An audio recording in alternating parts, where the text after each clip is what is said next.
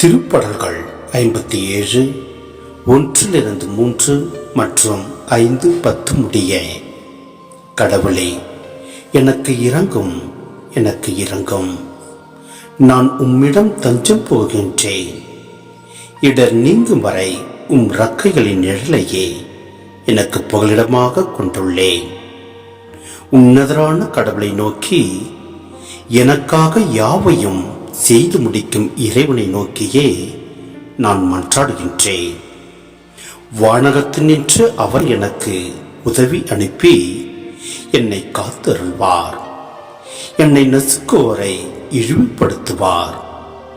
கடவுள் தம் பேரன்பையும் வாக்கு பிழாமையையும் வெளிப்படுத்துவார். கடவுளே, வானங்களுக்கு மேலாக நீர் உயர்த்த பெறுவீராக. பாரெங்கும் உமது மாட்சி விளங்குவதாக.